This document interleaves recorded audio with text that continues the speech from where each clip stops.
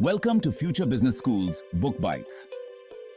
Today, we're diving into Good to Great by Jim Collins. This groundbreaking book examines how companies transition from being good to becoming truly great. Through extensive research, Collins identifies the key characteristics that set these successful companies apart. If you're a business leader or an aspiring entrepreneur, the insights from this book can help you elevate your organization's performance. Absolutely. In Good to Great, Collins provides a framework that goes beyond conventional wisdom. He shares real-life examples and data-driven insights that can help you understand what it takes to achieve greatness. Let's break down the essential lessons and map them to real-life applications so you can implement these strategies in your own journey. Level 5 Leadership. The first key takeaway is Level 5 leadership. Collins describes Level 5 leaders as those who are humble yet driven. They possess a unique blend of personal humility and professional will. A prime example is Darwin Smith, the former CEO of Kimberly-Clark.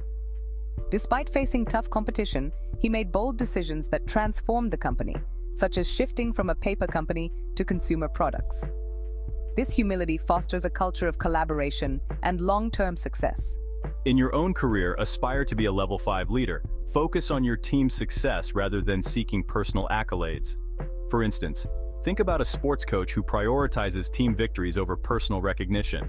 This not only motivates the team, but also cultivates a supportive environment that can drive collective achievement. First who, then what?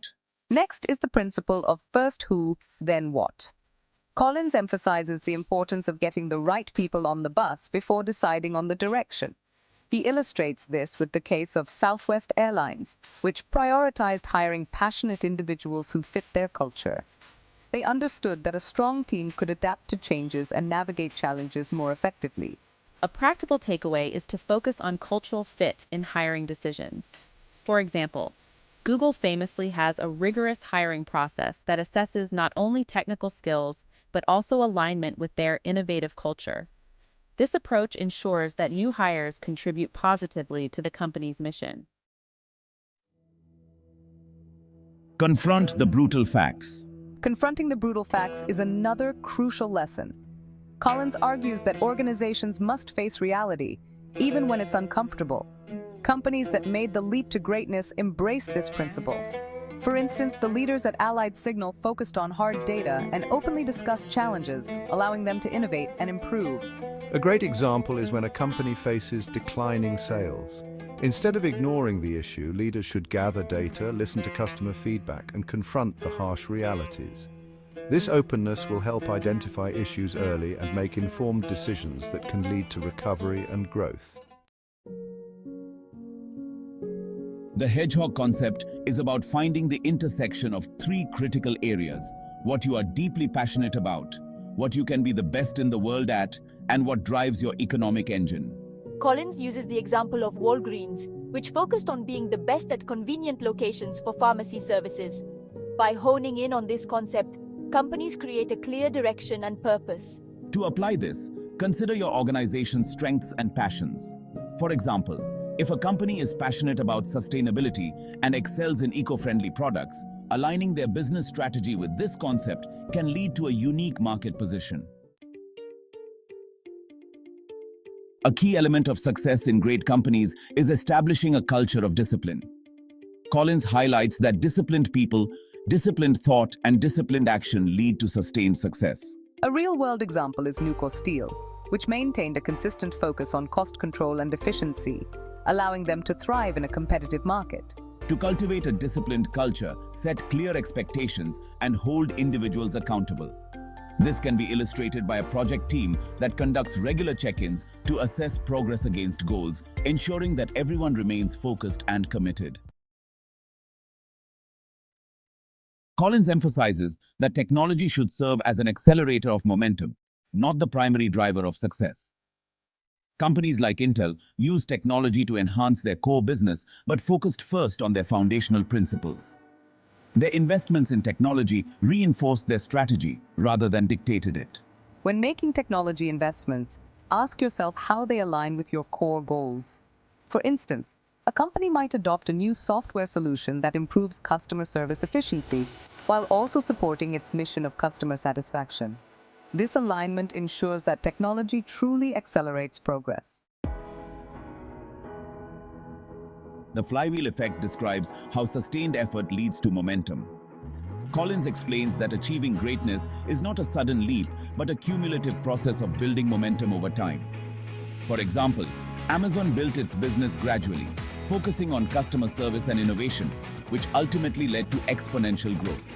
In your own efforts, focus on consistent, incremental improvements rather than expecting overnight success. Think about a fitness journey. Daily workouts and small dietary changes accumulate to significant results over time.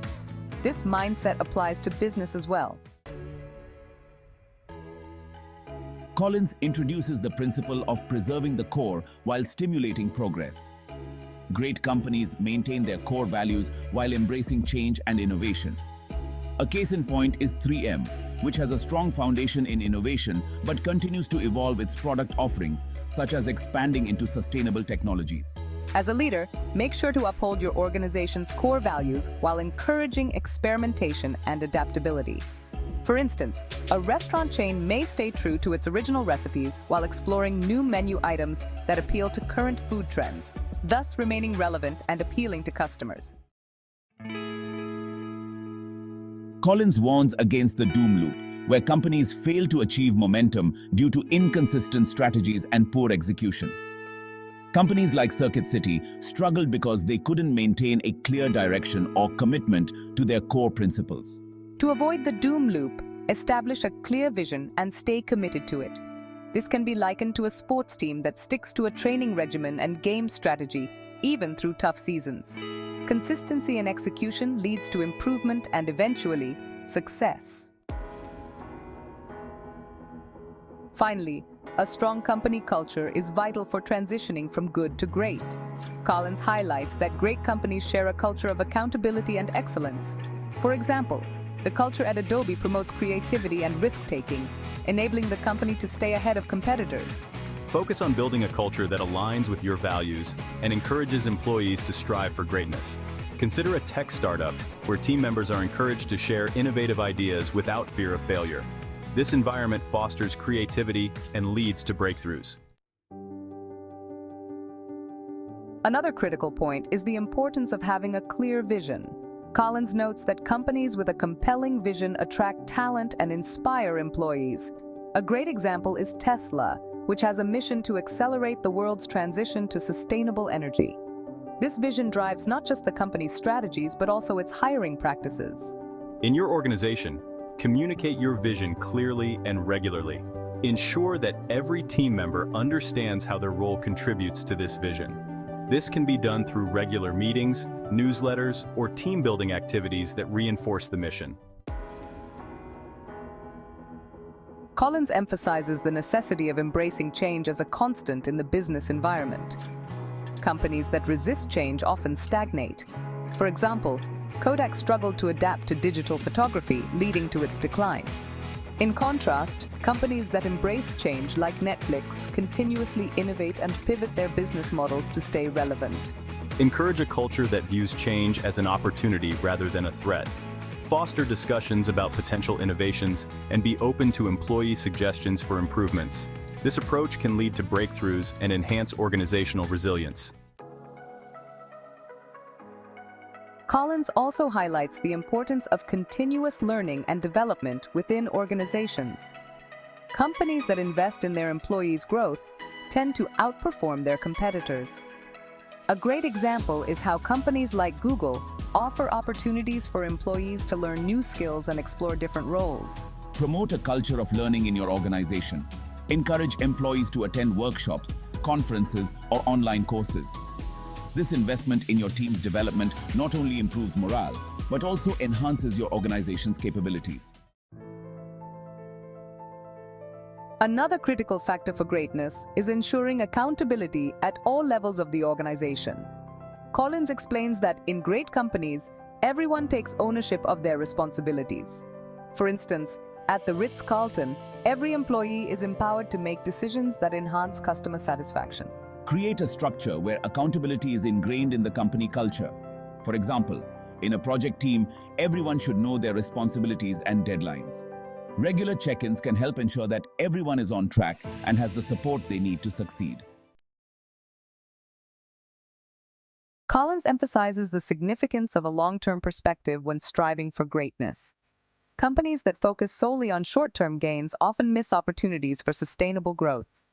A classic example is Procter & Gamble, which invests heavily in research and development, allowing them to innovate and grow steadily over time rather than chasing fleeting trends. As you plan for your own business, remember to set long-term goals that align with your vision. This could mean developing a multi-year strategy that prioritizes sustainable practices, even if they don't yield immediate financial returns. For instance, investing in green technologies might have upfront costs, but can lead to significant savings and brand loyalty in the future. Another key point is the focus on results rather than efforts. Collins argues that great companies are not merely busy, they achieve meaningful results. For instance, when GE implemented Six Sigma, it didn't just track productivity, it focused on reducing defects and enhancing quality, leading to better overall performance. In your organization, establish clear metrics to evaluate performance. Instead of measuring how much time is spent on a project, assess the outcomes and impact of that work. This approach encourages a results-oriented mindset that fosters accountability and excellence. Collins discusses the importance of resilience, especially when facing setbacks. Great companies often encounter challenges, but their ability to bounce back sets them apart. A notable example is Apple, which faced significant obstacles in the 1990s but transformed itself through innovation and strategic leadership under Steve Jobs. To build resilience in your team, foster an environment where failure is seen as a learning opportunity. Encourage open discussions about setbacks and what can be learned from them. This culture of resilience will empower your team to take calculated risks without fear of repercussions. Engaging stakeholders. Collins emphasizes the value of engaging stakeholders from employees to customers. Companies that build strong relationships with their stakeholders often achieve greater success. A good example is Starbucks, which fosters a strong connection with its customers through personalized service and community engagement. Take the time to listen to your customers and employees. Conduct surveys or feedback sessions to understand their needs and concerns. This engagement not only helps in improving services, but also builds loyalty and trust in your brand. The power of great questions. Collins also notes that asking the right questions can lead to greater clarity and focus. Great companies often engage in introspective practices that challenge the status quo. For instance, Netflix continually questions its business model and audience preferences, which allows it to stay ahead in a competitive market. Encourage your team to ask challenging questions.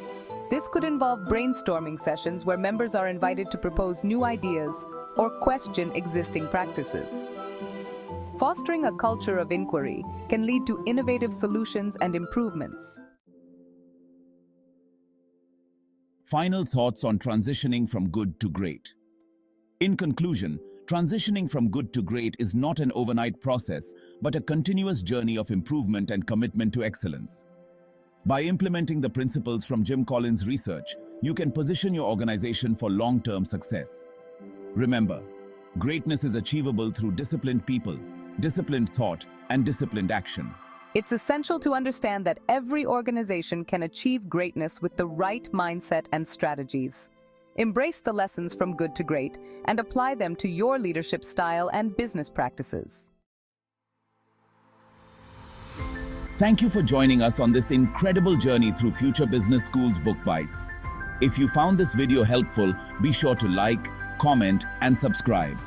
Continue learning, keep pushing boundaries, and stay tuned for more content designed to help you succeed.